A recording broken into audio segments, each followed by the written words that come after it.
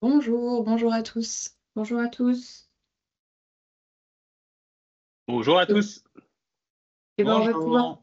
on va pouvoir commencer. Alors, bonjour à tous. Merci d'être présents pour ce webinaire en présence de Victor Rafour, donc, qui représente Aleph, et Michael Monroe, qui représente Control. De notre côté, on représente AG2R à la mondiale. On fait partie de l'équipe innovation. Et donc, on est ravis de pouvoir co-animer ce webinaire avec nos partenaires Aleph et Control, à qui on laisse à présent la main pour la présentation. N'hésitez pas à poser vos questions dans la partie Q&R. On prendra évidemment un temps pour y répondre en fin de séance. Bonjour à tous. Eh bien donc, Michael Monroe, Control, effectivement, et Victor, est-ce qu'on... Bonjour, Victor Rafour, Aleph Networks. Ravi de pouvoir vous présenter et de vous montrer ce que c'est que du dark web et puis de parler de posture de sécurité et d'atténuation des risques avec Control. Est-ce que tout le monde voit l'écran des slides? C'est bon? Impeccable. Donc, eh bien, donc voilà, quelques mots pour me présenter également. Donc, Michael, moi, je suis fondateur de la startup Control. On a la joie d'être soutenu par AG2R. Et donc, nous, le produit qu'on fait, c'est une plateforme de gestion du risque cyber et de sa conformité qui va permettre à des entreprises soit de construire leur propre posture en direct, soit de se faire accompagner par des professionnels qui vont utiliser la plateforme pour livrer une posture de cyber parfaite avec les livrables et suivie dans le temps. Et moi, je suis ravi de vous présenter Aleph, qui est une vieille jeune fille. On existe depuis maintenant 2013. À l'origine, un pur player moteur de recherche et d'analyse pour les services d'État régaliens. Et depuis maintenant 2 ans, des produits de monitoring des données dans le dark web qu'on pourrait comparer à des systèmes d'alarme sur vos données. Dès que vos données apparaissent dans le dark web, vous êtes alerté pour pouvoir prendre en compte ces informations, les intégrer dans votre chaîne de risque, votre posture de sécurité et de prendre des mesures d'atténuation des risques face à ces données. Et donc, ce qu'on vous propose aujourd'hui, c'est, comme tu l'as dit, Victor, une plongée dans le dark web pour qu'on comprenne tous ce que ça représente. On en a probablement tous entendu parler dans les médias, dans des rapports d'attaque, et parfois c'est nébuleux. Victor va nous aider à comprendre ce que c'est concrètement et très directement. Et puis ensuite, on va comprendre sur une fois qu'on a détecté des failles, ou déjà comment on peut essayer d'en éviter, et puis ensuite comment on va construire sa posture de sécurité pour savoir bien y répondre et en faire un avantage business, dans le sens où désormais ces questions-là sont au cœur également de questions contractuelles lorsque vous manipulez les données de vos clients. Donc Victor, c'est toi qui commences sur cette partie-là. Merci beaucoup. Peut-être juste pour commencer et pour clarifier un peu, puisque le dark web, ça sonne un peu comme quelque chose de très mystérieux. Vous naviguez en permanence dans une surface des webs qu'on peut subdiviser en 3 grandes familles. Le clear web, qui est le web que vous utilisez quasiment tous les jours, qui est tout ce qui est référencé par les grands moteurs de recherche classiques, Bing, Google. Vous allez avoir le deep web, qui va être tous les services qui sont connectés à ce web, les bases de données, les objets connectés, votre domotique, vos comptes en banque, là qui vont nécessiter d'être plus ou moins protégés avec des accès différents et qui ne sont pas référencés. C'est vraiment la grande différence par rapport au clear web par les grands moteurs de recherche. Et puis, dans cette infrastructure, il y a des protocoles un peu particuliers qui sont principalement au nombre de 3. Freenet, I2P et le plus connu d'entre tous qui s'appelle Tor, The Onion Ring, qui sont en fait le dark web, qui, avec des petits logiciels qui ressemblent à des Windows Explorer ou à des Firefox que vous utilisez, vont vous permettre de naviguer dans les sites du dark web en vous rendant par construction anonyme. Et donc, comme c'est par construction anonyme, on y a plein de choses très intéressantes. Et puis, on y a aussi tout ce que l'humanité crée de plus horrible. Et ça représente, en tout cas sur Tor, grosso modo 250 000 sites actifs. Ce sont des sites qui sont très mouvants parce qu'ils sont bien sûr attaqués par les services d'État. Vous en entendez parler souvent quand certains arrivent à fermer, mais ils peuvent se réouvrir, ils peuvent ressurgir, ils peuvent s'attaquer entre eux. Et donc, ça reste un environnement vivant, parfois instable, mais dans lequel il y a beaucoup d'informations et de données. Et c'est le sujet du jour, de plus en plus de données de vos entreprises qui se baladent dans une zone qui est clairement un risque, puisque vont dans le dark web des gens qui n'ont pas forcément des intentions positives et qui risquent d'utiliser ces données pour faire des méfaits à votre encontre. Peut-être le slide juste d'après, Michael, s'il te plaît. Alors, quand on parle de données et qu'on parle de leak de données, très souvent on pense aux mails, aux mots de passe, mais c'est une infime partie de la donnée qui est réellement exposée dans le dark web. On va avoir la quasi-totalité des documents que vous avez. On y reviendra tout à l'heure, on ira vous montrer des exemples. Il y a ni plus ni moins la copie des disques durs des sociétés qui ont été attaquées, qui sont publiés dans le dark web. C'est-à-dire que tous les contrats, les fiches de paye, les NDA, tous les documents, tout ce que vous avez dans votre bureau est librement publié en libre accès dans le dark web. Alors, avant d'être librement accessible, vous faites l'objet d'un chantage, mais très souvent, tout ce que vous avez comme données embarque également la donnée de vos clients, la donnée de vos fournisseurs, la donnée de vos comptables, de vos avocats.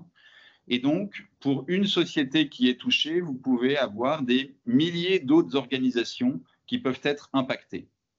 Lorsque ces données sont publiées, elles sont de façon quasiment systématique réutilisées par d'autres pour faire de nouvelles tentatives d'escroquerie ou d'arnaque. On va basculer directement dans le dark web parce que vous en entendez parler, vous le voyez souvent dans la presse, mais je pense que peu d'entre vous l'ont vu réellement. On a fait une sélection de sites pour vous montrer et se focaliser sur les leaks de données, mais bien entendu, on va y trouver toutes sortes de malversations, parce qu'au-delà de la donnée, il y a aussi des images à caractère pornographique illégal, de la vente de stupéfiants, d'armes, d'Amazon de tout type. L'objectif, c'est pas de les mettre en avant, donc on va éviter de vous les montrer, on va se focaliser sur les données. La seule chose que je vous demande, c'est de ne pas prendre de copie d'écran, puisque ce sont des données de vraies sociétés avec des vraies adresses. L'objectif de cette présentation, c'est absolument pas de mettre en avant ces gens-là qui sont clairement des malfaiteurs, mais c'est de pouvoir vous montrer pour que vous puissiez prendre en compte la réalité de ce qui est publié.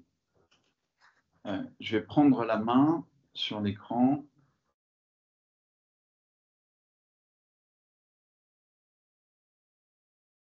Ok, on voit ton écran. Alors, vous voyez mon écran. Donc, merci de ne pas faire de screenshot des URL ni des malheureuses victimes qui sont là. Deux grands types de familles, bien entendu des forums, comme vous pouvez en connaître dans le web classique, sauf qu'on va avoir ici des forums qui vont être spécialisés pour que les hackers échangent des ressources, des données entre eux, avec des forums qui sont extrêmement actifs. Vous voyez le dernier qui vient de remonter, l'Ukraine CC Shop, a été republié 733 fois et vu plus de 382 000 fois. Et là, vous allez avoir des gens qui proposent leurs services, qui proposent de la donnée, qui vont proposer un certain nombre de services, de hacking, de rackets, et également de mise en vente de données, d'informations, que ce soit des cartes d'identité, que ce soit des cardings, des cartes bleues, ou que ce soit des accès à des info-stealers ou à des compromissions de bases de données. C'est une grande famille, il y a un certain nombre de forums plus ou moins actifs. L'État français et les autorités internationales en démantèlent régulièrement, mais malheureusement, ils se republient assez vite sur de nouveaux forums. L'autre grande famille, ce sont les groupes de ce qu'on appelle de ransomware, dont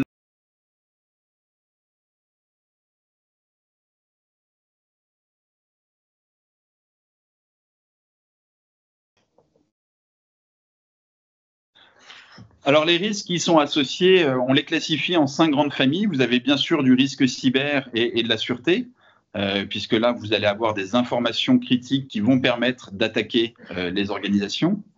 Vous avez aussi avoir des risques industriels, parce qu'on va être en mesure, avec ces données-là, de perturber vos objets connectés, vos machines connectées, voire votre supply chain, parce que si on attaque votre fournisseur critique, il ne sera plus en mesure de vous livrer. On va avoir des risques financiers et juridiques, parce que bien entendu, tout ce que vous signez comme NDA ou comme contrat, ou si vous êtes dans une opération de levée de fonds, en fait, ces données, elles sont transmises à des auditeurs, à des comptables, à des avocats. Si l'un d'eux se fait attaquer, ce sont tous vos business plans et vos données qui sont dehors. Vous allez avoir du risque d'image et de réputation, parce que s'il y a des choses dont vous ne voudriez pas que le grand public ait connaissance, typiquement la liste de vos fournisseurs, ça peut sortir à tout moment. Et puis, le grand changement de paradigme, c'est les risques de conformité. Ne pas surveiller sa supply chain de données est aujourd'hui une obligation d'Andorra et une recommandation forte dans NIS 2. Si on peut aller juste sur le slide d'après. Et donc, vous l'avez compris, un des objectifs et de la complexité de ces données-là, c'est qu'elles sont en dehors du périmètre de l'organisation, très souvent même en dehors du périmètre de la DSI, puisqu'on va parler des systèmes d'information qui ont été attaqués de tous les tiers liés à l'entreprise. Et une fois que cette donnée est chez dehors et dans une zone à risque, dans le deep ou dans le dark web, et en fait, votre donnée, votre contrat, va être utilisé pour faire une arnaque au président, pour faire du phishing, pour faire tout type de tentative d'arnaque et d'intrusion. Donc, plus on connaît à l'avance ce qu'il y a dehors, plus on va pouvoir anticiper ces risques. Et une fois qu'on a anticipé ces risques, si un incident arrive, on va pouvoir être en avance de phase dans l'atténuation et potentiellement la remédiation, mais également, si le risque fonctionne, si l'attaque fonctionne, vous allez pouvoir remonter la chaîne de responsabilité en interpellant votre fournisseur ou votre tiers en lui disant « Tu as été victime d'une fuite de données, tu as oublié de me prévenir et j'ai été en risque à cause de toi ». Et tout cet enjeu, et c'est l'enjeu des nouvelles normes DORA et NIS 2, c'est de monitorer l'ensemble de l'écosystème et ne plus simplement se focaliser sur l'unique système informatique. Ça veut aussi dire, comme on l'a vu avec Salesforce, mettre en place des contraintes extrêmement fortes avec l'ensemble de ces fournisseurs logiciels qui gèrent votre donnée et celle de vos clients. Une fois qu'on a détecté toutes ces données, il va falloir qu'on travaille sur la posture de sécurité. Et là, c'est la spécialité de contrôle. Donc, je vais laisser Michael prendre la main et expliquer la notion de posture de sécurité. Merci Christophe. Merci Victor. C'est particulièrement intéressant. Enfin, moi, je mentionne au passage, parce que là, tout ça avait l'air très naturel.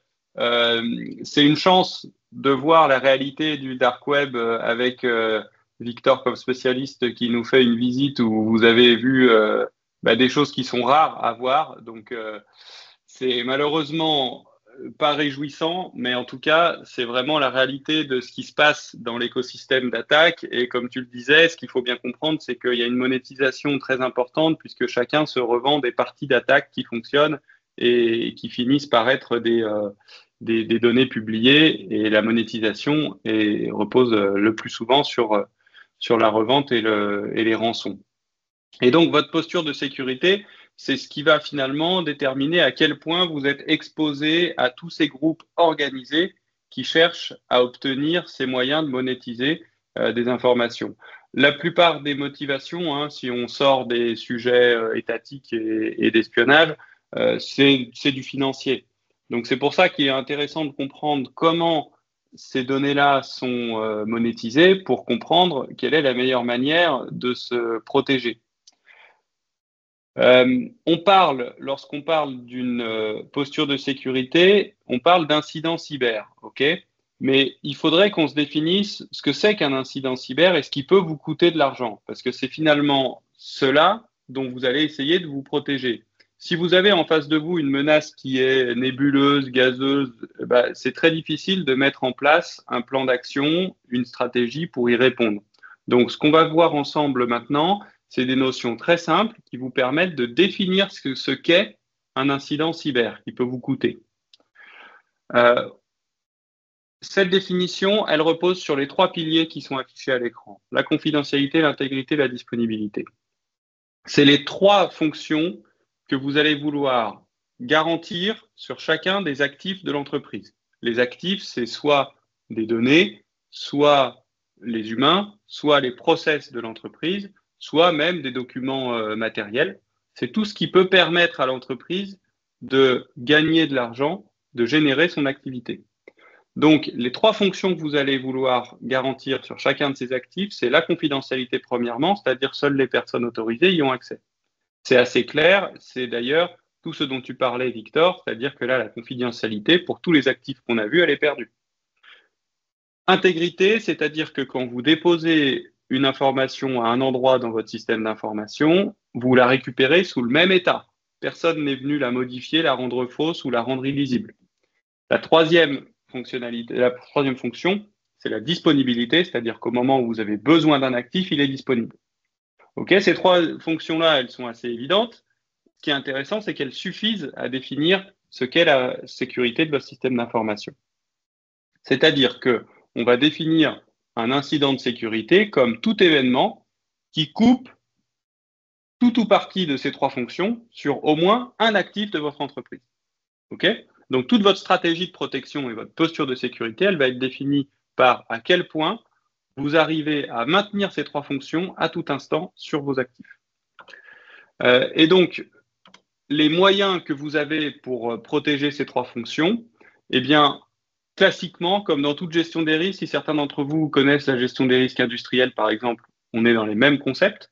Il y a le préventif qui permet d'éviter un incident, la détection qui permet de le détecter au plus vite. Le plus vite vous détectez qu'un feu a démarré, le plus vite vous allez pouvoir l'éteindre et il ne se sera pas propager. Donc détection très important. Et correction, malheureusement c'est arrivé. Bon, comment on fait pour traiter l'incident? Okay. Et ces 3 moments de la protection, ils sont tous aussi importants les uns que les autres. En particulier, il ne faut pas croire qu'une bonne prévention va empêcher tout incident d'arriver. Et il ne faut pas croire que jamais un incident n'arrivera, et donc il faut aussi prévoir la réaction. Si on donne des exemples, le préventif, ça va être tout ce qui empêche les actions d'avoir lieu, les bonnes protections des mots de passe, les bonnes protections sur les infrastructures réseau, etc. Des process aussi, c'est-à-dire vous allez éviter des faux virements en mettant des process qu'il n'est pas possible qu'une seule personne fasse un virement tout seul, etc. La détection, c'est important puisque moins les attaquants restent dans le système, moins ils arrivent à en extraire des choses ou à les exploiter. Et puis ensuite, le correctif, ça va être justement, y compris des notions de communication. Tu en parlais, Victor. Quand on a un incident, avoir une communication efficace avec ses clients, c'est aussi ça qui va permettre de réduire l'impact perçu de l'attaque qui malheureusement a eu lieu. Pour vous donner un exemple des attaquants tels qu'ils évoluent, il est important d'avoir en tête que vous n'êtes pas forcément la cible des attaquants. C'est-à-dire que là, les avocats dont tu as montré les données fuitées, ils étaient a priori pas ciblés précisément.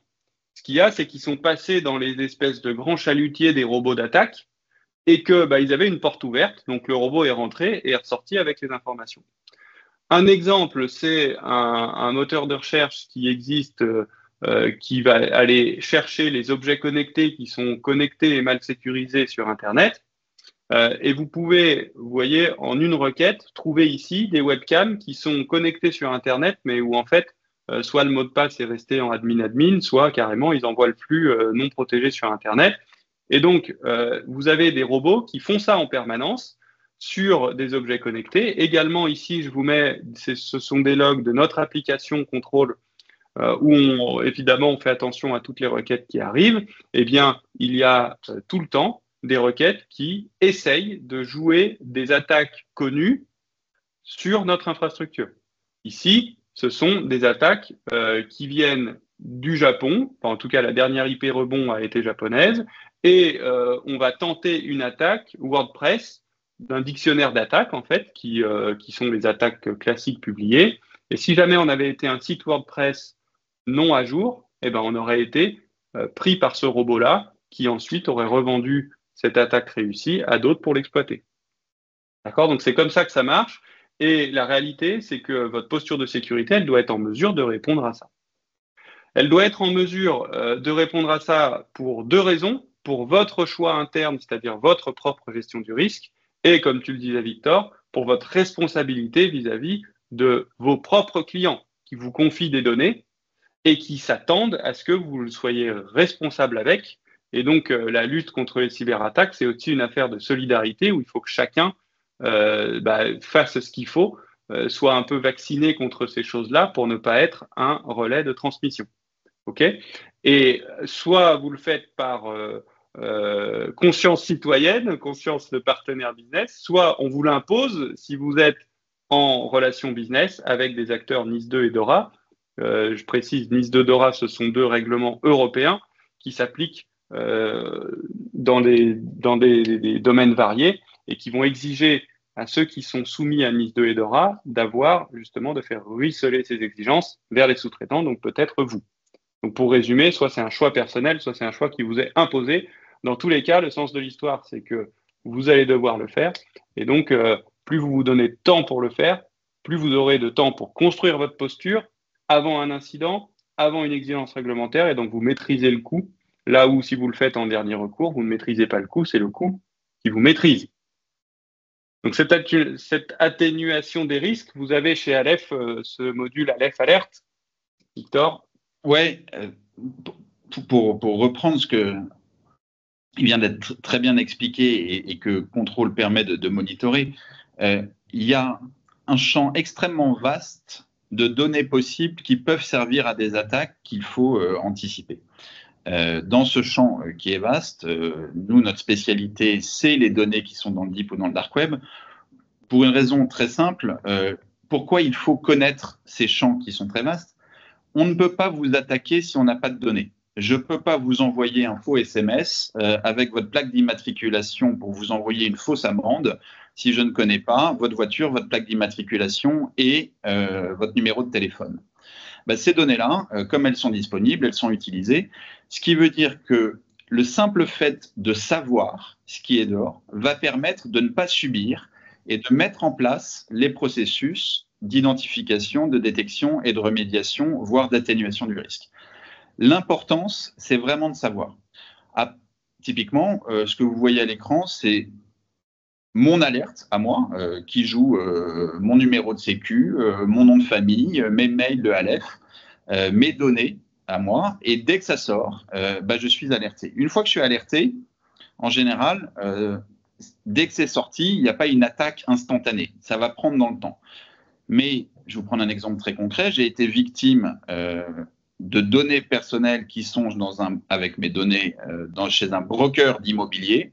Je sais que si je reçois un email de ce broker d'immobilier, je vais pouvoir me méfier.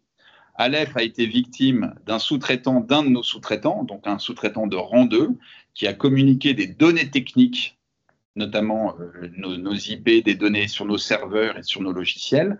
On sait que si jamais il y avait du phishing ou autre, on a demandé à la comptabilité de faire très attention à ce fournisseur, puisque ce fournisseur n'a pas été victime directement, mais son fournisseur à lui a été victime. Voilà. Vraiment, l'objectif principal, c'est d'anticiper. Si jamais il y avait un incident, ça permet aussi de justifier de l'antériorité et de partiellement partager le risque juridique ou commercial avec vos propres sous-traitants en vous retournant contre eux. Mais on est déjà là, post-incident. Donc, si on avait monitoré, on aurait pu partiellement éviter ou atténuer ce niveau de risque. Et ça, c'est tout un ensemble. Je vais laisser Michael continuer sur le schéma, qui est très parlant. Ah, je me suis trompé de touche. Ouais, tu es allé directement à la fin. C'était end, voilà, c'est ça le schéma. Sur comment atténuer les risques. Alors, du coup, cette atténuation de risque, comme je vous l'ai dit, j'ai un petit peu spoilé ce sujet-là, puisque je vous ai dit, le plus tôt vous le prenez en compte, le mieux c'est. Pourquoi? Parce que c'est comme ici, cette BD sur le nettoyage de printemps. tant que vous vous en occupez pas, malheureusement, vous accumulez une dette de sécurité qu'il va falloir payer à un moment donné. Donc, soit ce sera la réglementation, soit ce sera un client qui vous demandera de payer cette dette. Mais quand vous la payerez d'un coup, vous la payerez beaucoup plus cher que si vous l'avez étalée et que vous avez anticipé les choses. Parce que vous allez être dans l'urgence, vous allez devoir prendre des consultants qui sont eux-mêmes dans l'urgence. Donc, notre première recommandation, c'est de commencer rapidement et du coup, de mettre en place un plan d'action soutenable. Vous ne serez pas au meilleur niveau de posture de sécurité demain. Par contre, vous saurez où vous en êtes et vous aurez décidé vous-même de là où vous voulez en être dans 3, 6, 9, 12, 18 mois. Okay. Donc, première recommandation pour l'atténuation des risques, c'est déjà de les comprendre, savoir à quoi vous êtes exposé. Ça va dépendre de la situation de chaque organisation. Est-ce que vous avez des serveurs propres, des développements propres, ou bien seulement de la bureautique? Et votre bureautique, comment elle fonctionne? Est-ce que vous avez des applis, pas d'applis, des VPN, du nomadisme, plusieurs sites géographiques, un seul, des ordis qui sont gérés par un infogérant ou pas? Vous voyez, je viens de vous donner quelques paramètres qui font que chacune des politiques est particulière et donc votre politique est particulière aussi. Vous avez besoin d'un diagnostic et d'un professionnel pour vous interpréter ces données et vous faire gagner du temps. Les risques auxquels vous êtes exposés, je vous disais, c'est quand vous perdez une des trois fonctions sur au moins un des actifs. Ils vont être de plusieurs types. Vous allez avoir des impacts directs, c'est ceux auxquels vous pensez, c'est-à-dire je peux plus vendre pendant 3 jours, mon site e-commerce est bloqué, je peux plus passer de commandes, je peux plus envoyer de factures. Ok. Vous avez les impacts indirects, et là, ça va être plus difficile à traiter puisque ça va être peut-être la perte de confiance dans les cabinets d'avocats que tu as vus si jamais ces attaques deviennent publiques. Et donc, ils vont perdre tout simplement une réputation. Et ça, c'est très difficile à récupérer, sauf si vous avez bien géré le moment post-attaque et que c'est vous qui maîtrisez le narratif. Et puis peut-être la confiance des investisseurs. Et enfin, vous avez des choses qui sont des risques en fait légaux, donc là qui s'appliquent de manière universelle. Ça va être les sujets RGPD, NIS2, DORA et les règles métiers, les possibles exigences contractuelles qui font que légalement vous devez faire des choses qui vont avoir un impact sur votre chiffre d'affaires et votre disponibilité, puisqu'aussi ça va être tout simplement le temps passé à traiter un incident, l'impact psychologique sur votre équipe, la préoccupation au mauvais moment de ces sujets-là qui finissent par coûter très cher dans les organisations. Et j'insiste sur l'aspect psychologique parce que c'est un impact aussi sur les personnes qui parfois sont à l'origine de l'attaque parce que c'est eux qui ont cliqué sur le mauvais mail. Et ça, c'est des sujets qui ne sont pas évidents à traiter parce que y a une culpabilité, et surtout quand les impacts sont importants. Ensuite, les dynamiques personnelles au sein de l'équipe sont vraiment un sujet à bien traiter et en tout cas sont des coûts opérationnels comme humains et comme financiers. Donc finalement, ce que vous allez chercher à faire, c'est identifier les menaces sur vos 3 fonctions clés. Ça, vous les identifiez soit parce que vous avez quelqu'un en interne qui connaît bien la cyber, soit vous prenez un consultant pour le faire. Et comme ça, vous allez prioriser les menaces qui vous concernent et vous allez mettre en œuvre les protections les plus efficaces d'abord. Okay ? Ce qui est important, et nous, ce qu'on permet de faire au travers de la plateforme Control, c'est de ne pas avoir d'angle mort. C'est-à-dire que votre consultant ou vous-même, vous allez travailler sur une plateforme qui va vous permettre d'être sûr de ne rien oublier et de bien hiérarchiser à la fois les menaces et les réponses. Donc, vous allez typiquement hiérarchiser dans une matrice explicite ou implicite de ce genre-là, c'est-à-dire que vous allez regarder quels sont les efforts nécessaires pour mettre en place une protection et à quel point ça me protège d'un événement qui est probable ou moins probable. Et donc, vous allez évidemment prioriser des quick wins comme on le fait d'habitude sur traiter des choses qui demandent peu et qui protègent pas mal. Et puis ensuite, vous allez mettre en place des vrais plans d'action pour ce qui est dans le cadran en haut à droite. Et puis, à gauche, en haut à gauche, ça va être votre backlog de choses qui sont moins importantes à faire. Vous allez commencer par traiter en bas le plan d'action, puis ensuite, ce sera votre backlog que vous allez dépiler. Donc là, encore une fois, important d'avoir quelqu'un qui a l'habitude de voir des plans d'action, qui a l'habitude de prioriser les choses et qui va vous aider à rendre votre investissement en cyber le plus efficace possible, sachant que ce ne sont pas toujours des solutions techniques.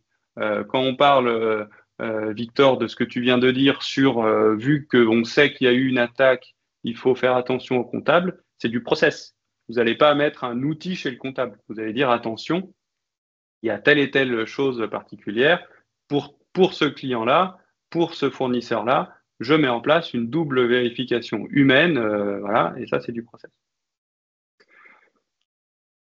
Nous, ce qu'on vous permet de faire avec Contrôle, c'est qu'une fois que vous avez organisé tout ça en interne, on vous permet de le valoriser en externe, puisque l'intérêt, c'est aussi de le faire savoir pour justement anticiper les sujets et projeter de la confiance, améliorer votre marketing en disant, bah, nous, on fait partie des gens qui sont conscients de tout ce qu'on vient de discuter aujourd'hui, et donc vous pouvez nous faire encore plus confiance que normal. Donc, pour ça, il y a des certifications objectives du type ISO 27001, SOC 2, mais qui sont souvent à des coûts excessifs par rapport à l'avantage marketing que ça va vous procurer. Et nous, on vous permet d'avoir des étapes intermédiaires. Et Michael, et l'ISO 27001 ne répond pas à DORA ni à NIS 2. Hein. Tout ça, c'est du complémentaire, d'où l'intérêt d'avoir des premiers niveaux type les passeports de sécurité de contrôle pour justifier, pour pas rentrer, en tout cas pour les petites structures, dans des frais de certification qui sont absolument astronomiques. Exactement. Et d'ailleurs, ISO 27001, c'est sur un périmètre de l'organisation, pas forcément tout, etc., alors que les réglementations, elles s'appliquent à toute l'organisation. Donc effectivement, nous, ce qu'on vous permet, c'est de structurer votre approche, d'avoir un passeport que vous pouvez montrer à l'extérieur qui regroupe l'engagement que vous avez en faveur de la sécurité des données de vos clients. Donc notre plateforme, elle ressemble à ça, c'est-à-dire que deux écrans ici que j'ai choisis, c'est l'écran à gauche, c'est celui qui vous permet de n'avoir aucun angle mort. Vous vous évaluez par rapport à des référentiels objectifs et vous allez dire à quel point vous avez traité tel ou tel point et décider ceux que vous laissez de côté pour l'instant, s'il y en a que vous laissez de côté. Ça, vous allez le remplir typiquement avec votre consultant ou avec votre en interne, la personne qui s'en occupe. Et puis, en bas, vous avez la partie gestion des risques dans laquelle vous allez justement organiser les risques qui s'appliquent à votre entreprise et pouvoir les prioriser pour mettre en place les bonnes protections. Donc, nous, typiquement, les tailles d'entreprise sur lesquelles on s'exprime, ça va être des tailles PME, voire ETI. OK ? Et TPE aussi, évidemment. Et chez Aleph, on va aller de la toute petite entreprise, on a des avocats qui sont tout seuls, qui monitorent leurs données, jusqu'à des grands groupes comme AG2R La Mondiale. Alors, bien entendu, ce n'est pas la même taille de système ni de niveau d'alerte. Dans les grands groupes, ça nécessite des équipes. Dans les toutes petites structures, le système d'alarme peut fonctionner en totale autonomie pour une personne, même non experte dans la problématique des données. On arrive au moment des questions-réponses. On a fait le tour, Victor, de l'introduction qu'on souhaitait faire sur ces sujets. Je vais peut-être même anticiper une question. Est-ce que j'ai de la donnée dans le dark web? Oui. Il n'y a pas une organisation qui a plus d'1 an qui n'a pas de données dans le dark web aujourd'hui. Ça ne veut pas dire que c'est de la donnée à risque, mais tout le monde en a. Pas parce que vous êtes fait attaquer, simplement parce que dans votre écosystème, quelqu'un qui a de la donnée qui vient de chez vous s'est fait attaquer et qui l'a, on va le dire poliment, très probablement oublié de vous prévenir. Et ou qu'il ne le sait pas. Et ou qu'il ne le sait pas. Puisque on a de toute façon des rangs 2 ou des rangs 3, ils n'ont même pas été informés eux-mêmes de la fuite de données. Et donc, il y a des mesures, d'ailleurs, tu parlais tout à l'heure de protection justement de comptable ou de dire attention, il y a eu ça, voilà ce que ça implique en termes de process. Il peut aussi y avoir des mesures techniques. Tu disais que parfois, ça peut arriver que des IP fuitent. Bon, bah, à ce moment-là, selon votre infrastructure, ça peut aussi être, bon, bah, on change d'IP puisque celle-ci a fuité. C'est des choses qui existent et où l'information est clé parce que ça va vous éviter d'être attaqué par des dizaines de robots ou de cyberattaquants qui sentent le gain possible. Laurent, pour répondre à la question de Laurent sur l'intérêt de l'assurance cyber, Déjà, parfois, elle est demandée par des donneurs d'ordre. Donc, quand elle est demandée par un client, effectivement, c'est mandatory. Il faut faire comme tout assureur. Ils ont une liste assez longue qui permet de ne pas indemniser. Et il faut faire très attention sur votre capacité à respecter les règles d'exclusion du périmètre de l'assurance. Est-ce que ça va devenir mandatory? Je pense que oui, et ça va être nécessaire. Mais là, on est vraiment dans du cas par cas avec une maturité qui est très différente d'une organisation à une autre. Si jamais le fait générateur du sinistre vient de chez vous, en général, l'assurance cyber ne couvre pas. Donc, il faut faire très attention aux petites lignes, comme c'est le cas dans à peu près tous les contrats d'assurance, et s'assurer que vous êtes en capacité d'y répondre, puisque très souvent aussi, les assurances cyber vous demandent des prérequis qui peuvent être une première liste mandatory à mettre en place et à piloter avec contrôle. Mais oui, il y a un intérêt. Maintenant, il faut bien prendre en compte la complexité du risque de non-indemnité en fonction des exclusions de chaque contrat. Et là, c'est très variable en fonction des différents opérateurs. Et ce que j'ai vu d'expérience sur l'usage des assurances cyber, c'est que ça peut être très efficace dans les organisations qui savent ce qu'est leur risque résiduel. D'accord? Donc, c'est-à-dire que vous avez traité vos risques et dans la matrice que je vous ai montrée tout à l'heure, vous dites, bon, bah, ceci, je préfère ne pas me protéger moi-même, je comprends qu'il me reste ça comme risque, je l'externalise à quelqu'un. Là où il faut faire très attention, et malheureusement, je l'ai vu quelques fois chez des entreprises, c'est que on dit, bon, bah, OK, je mets pas de serrure à ma maison, je mets pas de serrure à mon appart, parce que de toute façon, je suis assuré. Ben non, c'est pas quelque chose qui évite, qui empêche, qui évite de faire les efforts de sécurisation, puisque les impacts resteront là. Et si vous avez perdu votre réputation et les données de vos clients, c'est pas l'assurance qui va faire que ça va redevenir confidentiel. Pour répondre à la question de Fabien, non. Tout ce qui est publié en ligne n'est plus jamais effaçable. Et il y aura toujours quelqu'un, même si le site n'est plus actif, qui l'aura téléchargé et qui aura accès à la donnée et qui soit l'utilisera, soit la republiera. Donc en fait, on ne peut pas effacer. Il faut vivre avec cette donnée qui a été diffusée dans des zones à risque. Je vois la question de Céline. Est-ce qu'un antivirus et un firewall suffit? C'est une bonne première étape. L'antivirus et le firewall, ils protègent votre organisation, mais ils ne vous permettent pas de monitorer ni de suivre ce qui se passe dans l'ensemble de votre écosystème. Donc, c'est très bien de les avoir. C'est très bien de les avoir et surtout de les avoir à jour. Est-ce que, en termes de posture de sécurité, c'est suffisant? Quand je vois la liste de ce que demande Contrôle en question, je vous dirais que c'est une infime partie de ce qui est demandé. Ça fait partie des conditions nécessaires, mais malheureusement, c'est pas suffisant, puisque déjà, il y a, comme tu le dis, Victor, la configuration de ces éléments-là. Il y a la qualité de ces éléments-là. Tous les antivirus et firewalls ne se valent pas. Et après, il y a aussi l'environnement, c'est-à-dire les données, elles sont pas forcément sur les ordinateurs, donc ça veut dire elles sont sur les clouds. Est-ce que vous avez un employé qui a mis 1, 2, 3, 4, 5, 6 comme mot de passe? Ça, c'est pas une question d'antivirus ou de mot de passe ou de firewall. Donc en fait, les chemins d'attaque sont tellement variés que antivirus firewall, ça coupe certains chemins d'attaque, mais malheureusement, il en reste 90% de ce qu'on voit, notamment les phishing, les mails, les usurpations, les arnaques, etc. Donc ça fait partie de la panoplie, mais il faut la compléter avec pas mal d'autres choses. Et d'ailleurs, pas seulement du technique, comme je le disais. Ça peut se protéger d'une arnaque, c'est aussi un process où on interdit qu'une seule personne puisse faire un virement, ce qui va limiter un peu la mise sous. Si on veut prendre un exemple dans la vie réelle sur l'antivirus et le firewall, c'est comme si vous aviez mis un extincteur dans vos bureaux et il n'y a pas de sprinkler, il n'y a pas de formation, il n'y a pas de serre-fil, il n'y a pas de numéro de pompier et vous n'avez pas interdit de fumer dans les bureaux.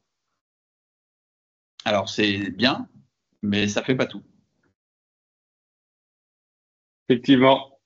Je cherchais le mot hypnose, puisque en fait, on m'a dit quelqu'un qui s'était fait prendre sur une arnaque m'avait parlé d'hypnose. Et quasiment, il était prêt à faire tout ce que lui disait la personne parce qu'il l'avait mis dans un état psychologique où, après coup, il se dit mais comment c'est possible? Donc, si vous avez deux personnes, bah, ça permet ça. C'est ce que tu dis avec les serre-fils et tout ça, c'est d'avoir des gens qui sont formés ou au moins sensibilisés à réagir correctement. Et dans le QNR, du coup, on avait la question d'Angélique, mais qui fait écho, enfin qui est la même, j'imagine, que celle de Fabien. Est-il possible de faire effacer des informations dans le dark? Comment retrouver une virginité de ces données? Vous y avez répondu, du coup, tout à l'heure, si je dis pas de bêtises. Oui, le droit à l'oubli n'existe pas dans le dark web. Enfin, vous pourrez avoir le droit à l'oubli, mais la donnée sera toujours là et se baladera toujours. La seule protection, ouais. la seule protection qui peut exister dans ce cas-là, c'est que les données expirent. C'est ce qu'on disait, s'il y a des données techniques et que vous êtes capable de changer ça, bah, les données, elles restent publiques, mais elles sont plus valables, elles sont fausses. C'est très différent lorsque c'est des données de type biométrique, santé, etc. C'est pour ça que c'est des données qui sont très sensibles, puisque si votre empreinte digitale fuite, bah, vous n'allez pas changer de doigt. Donc, du coup, ce sera à jamais public. Est-ce qu'un fournisseur a l'obligation de le faire? Oui, ça c'est la théorie. Dans la pratique, certains ne le savent pas. Certains, on va être très poli, oublient de le faire, parce que le faire, c'est aussi prendre un risque commercial. Et puis, certains vont même mentir en disant que c'est rien passé.